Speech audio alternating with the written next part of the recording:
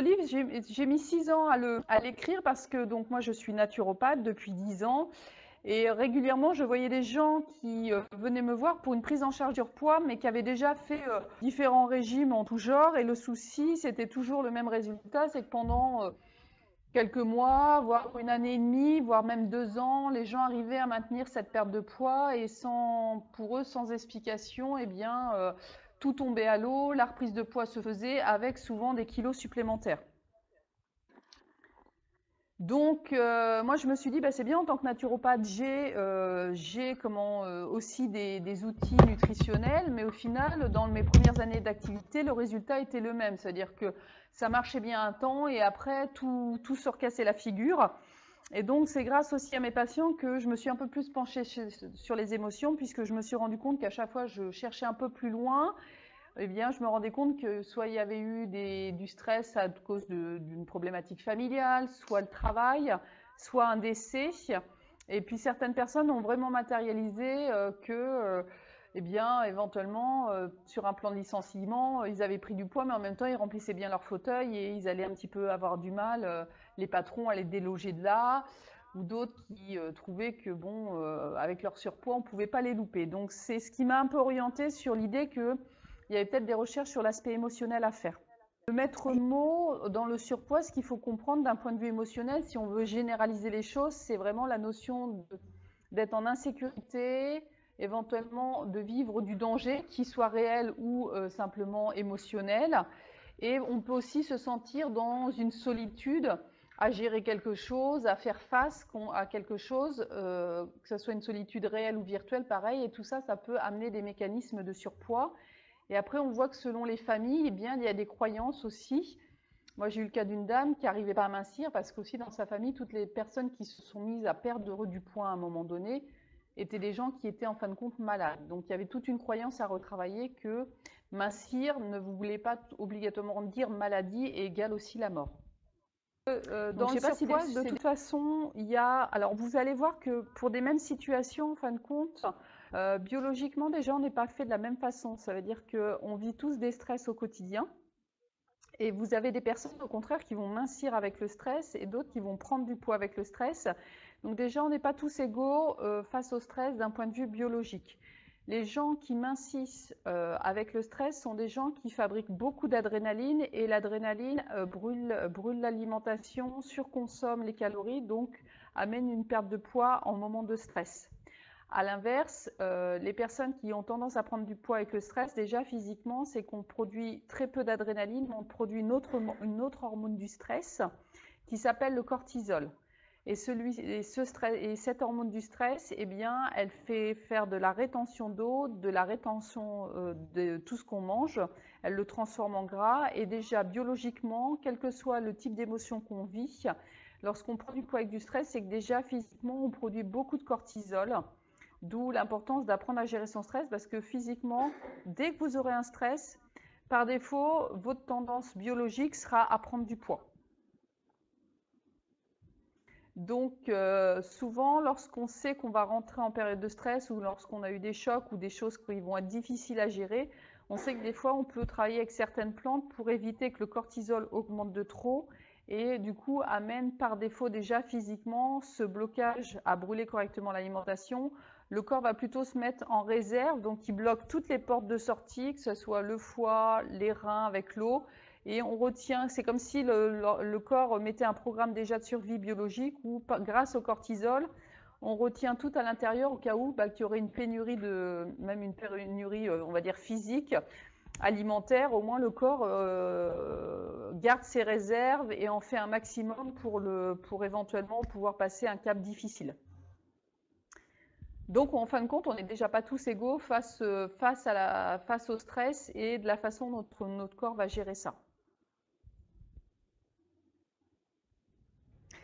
Alors déjà, même quelle que soit l'émotion, de toute façon, si vous voulez que votre programme pour mincir ait de l'efficacité, il faut déjà que vous clarifiez que votre projet, votre objectif soit personnel, positif et réaliste. Si vous n'êtes pas clair avec vous-même, que ce n'est pas pour vous que vous le faites, que ça soit positif et réaliste. Alors positif, c'est-à-dire que si vous faites ça pour faire plaisir aux autres, si c'est pour éviter quelque chose de négatif, ça ne marchera pas. Vraiment, il faut que votre cerveau ait cette sensation que, au bout, il y a une vraie récompense à se comporter autrement, à penser autrement, à gérer ses émotions autrement pour mincir.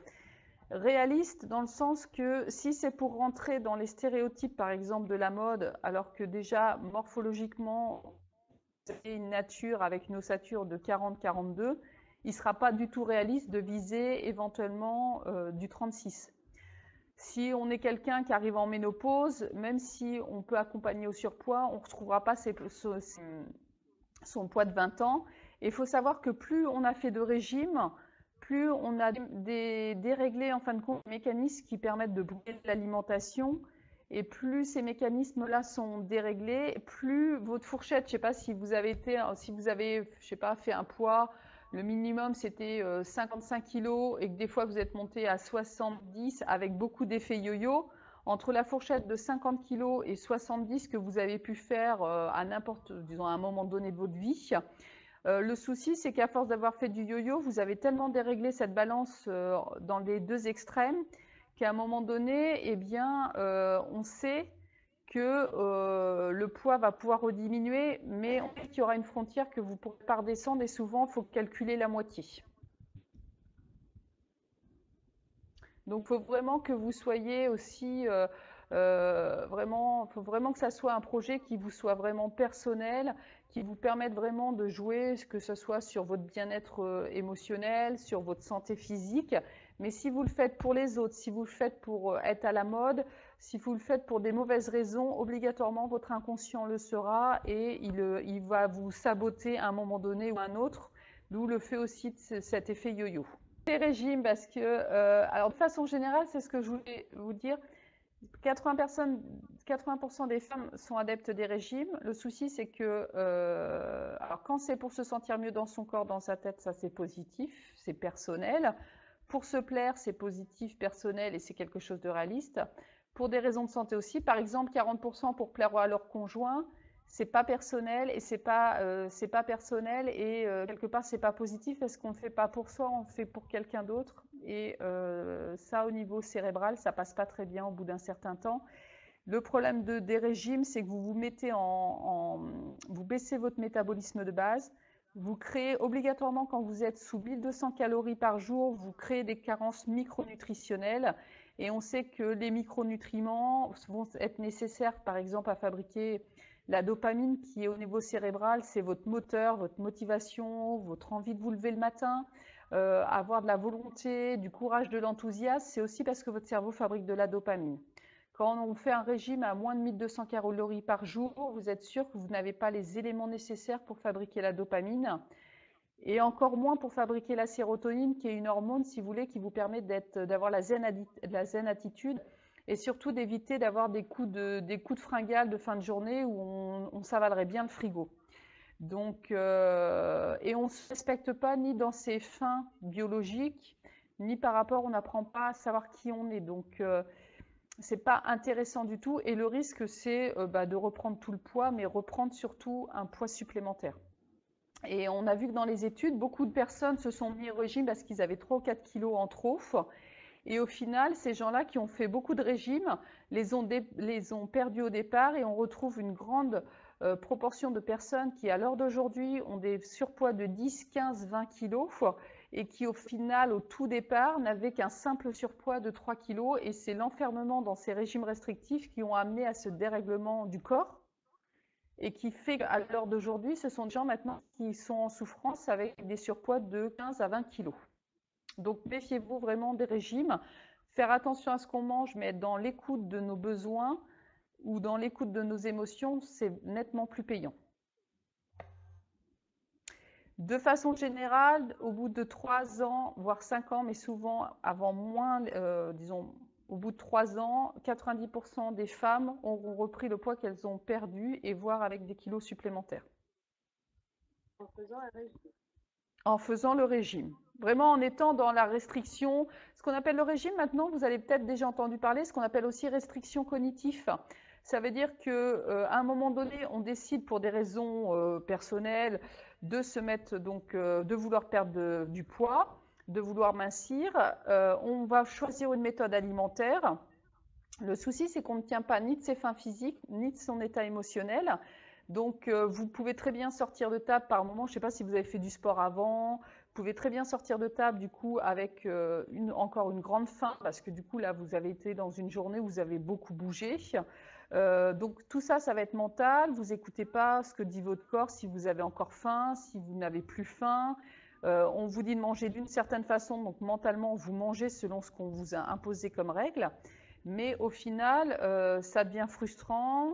Des fois, on souffre de carence, on souffre de fatigue, et au bout d'un moment, les émotions, la fatigue se cumulant, il va y avoir des dérapages alimentaires. Et puis du coup, plus vous avez été dans la restriction et la frustration, plus les dérapages alimentaires vont être importants. Et puis perdu pour perdu, au bout d'un moment, on laisse tout tomber. Donc les régimes, c'est pas pour preuve, c'est que souvent les gens passent d'un régime à l'autre et souvent il y a cet effet yo-yo parce que c'est pas le fond du problème, quoi. Parce que normalement, en fin de compte, manger, c'est simple, on est bien fabriqué. C'est-à-dire qu'à un moment donné, on va ressentir physiquement des sensations qui nous disent, là, s'il est temps de refaire le plein de nos calories.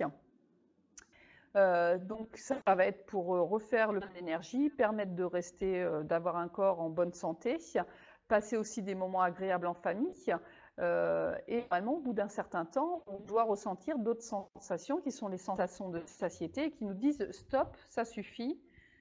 L'organisme a analysé que ce qu'on venait de manger suffisait pour avoir refait le plein d'énergie, quoi. Et souvent, on n'est pas du tout à l'écoute ni de nos faims, c'est-à-dire que des fois on passe à table, on n'a pas faim. Des fois, on se restreint alors qu'on a besoin réellement, on a une activité physique importante, on a réellement besoin de manger. Et des fois, on n'écoute pas que notre corps nous envoie un message en disant stop, il est temps d'arrêter, mais on va quand même continuer parce qu'on a été éduqué à finir son assiette, parce qu'on a très envie de ce dessert, parce qu'avant on a créé de la frustration. Et du coup, tous ces signes qui nous permettent normalement de gérer nos apports caloriques ne se font plus parce qu'on est dans notre mental et on ne se borne qu'à des règles nutritionnelles qui ne correspondent pas à nos besoins. Et ce qu'on oublie aussi, c'est qu'on peut très bien manger pour refaire le plein d'énergie, mais on oublie souvent de parler qu'on mange aussi pour combler des émotions, pour se faire plaisir, pour se récompenser, pour calmer un stress ou une colère ou une émotion qui nous dérange. Quand on est très fatigué, ça va être pour se redonner de l'énergie. Et si tout ça, on n'en tient pas compte, au final, ça ne sert à rien d'avoir des règles alimentaires parce que nos choix altèrent, ce sont aussi nos états émotionnels qui les gouvernent. Quand on est stressé, on n'a pas envie d'aller manger une salade verte. Quand on est stressé, on a envie d'aller manger du sucre, du chocolat, quelque chose d'agréable, de moelleux. Et c'est bien nos émotions qui gouvernent ce choix alimentaire parce que ça ne va pas bien. Mais on ne peut pas toujours manger du chocolat pour combler le stress. Non, c'est là, ouais, je suis bien d'accord. Donc c'est là où après, il va être important de repérer quelles sont les situations en fin de compte qui sont stressantes et comment éventuellement, parce qu'il y a des situations, hélas, c'est comment on peut se positionner face à certaines situations parce qu'on n'a pas toujours la réponse.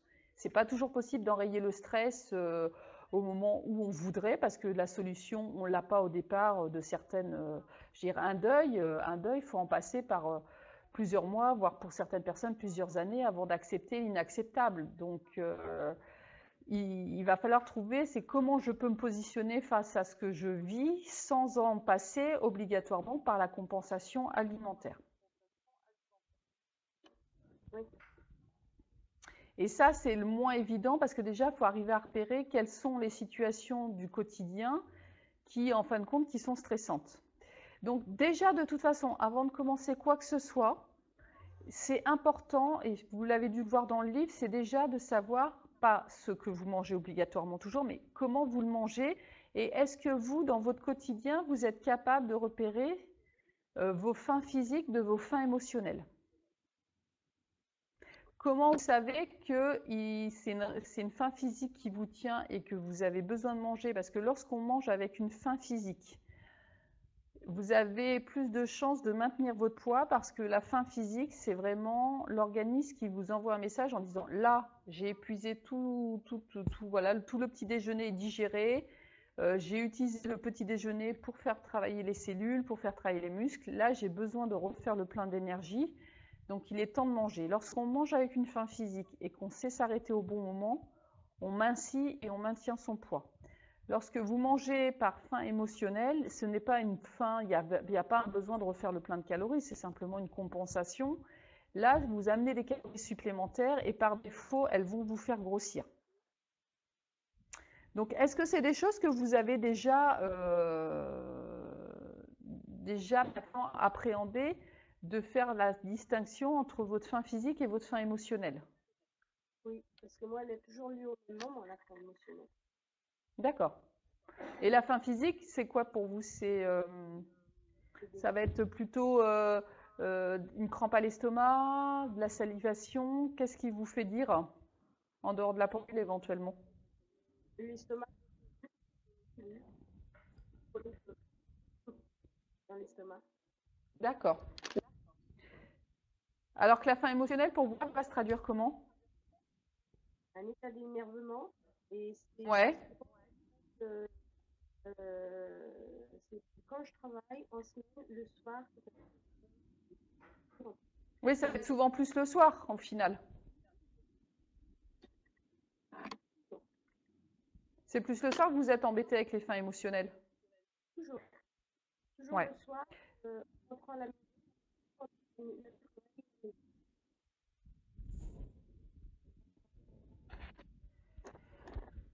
toujours le Alors, soir. ouais, bah oui. Et ben ça, c'est parce que aussi, par le stress, quand je vous parlais tout à l'heure de dopamine et de sérotonine, la sérotonine se fabrique en fin de journée. C'est la zen attitude. C'est elle aussi qui nous permet de mettre notre corps tout doucement au repos pour pouvoir aller se coucher le soir et bien dormir. La sérotonine, dans la nuit, se transforme en mélatonine, l'hormone du sommeil. Donc le souci, c'est que lorsqu'on subit aussi de la fatigue, du stress ou quand on a des carences micronutritionnelles, du coup, votre cerveau ne fabrique pas de sérotonine. Donc comme on manque de sérotonine, cette hormone qui nous permet d'être zen, le seul façon que le corps a trouvé de compenser ce manque, c'est d'amener un apport alimentaire qui va favoriser cette détente aussi. Et c'est pour ça qu'on est souvent attiré par des choses plutôt caloriques. Ça va être le sucré, le sucre, le chocolat, les choses comme ça. Parce qu'à travers ces sensations-là, on amène un moment de détente comme aurait dû nous amener la sérotonine. Donc il faut se méfier aux carences en magnésium et en fer déjà physiquement, mais aussi il faut travailler sur sa gestion du stress parce que le cortisol qui se produit en trop grosse quantité empêche aussi la synthèse de la sérotonine et de la dopamine. Donc c'est pour ça que ça va être important vraiment de prendre conscience de la façon dont on gère ce quotidien. Donc le corps physique, donc la faim physique, c'est plutôt besoin de faire le plein de nutriments, de micronutriments. Chez certaines personnes, ça se manifeste par une hypersalivation, un creux à l'estomac, des grenouilles dans le ventre, de la fatigue, de l'irritabilité juste avant l'heure de repas. Et alors que la faim émotionnelle, ça va être vraiment une pulsion, une envie d'un aliment spécifique on sait qu'il va nous faire du bien. Alors souvent, c'est des textures qui sont plutôt crémeuses, molles, blanches, sucrées, chocolat. Et c'est vraiment la notion de plaisir, compensation, apaiser, calmer, remplir un vide. Et ça a vraiment un effet, on va dire, antidépresseur, relaxant, anxiolytique.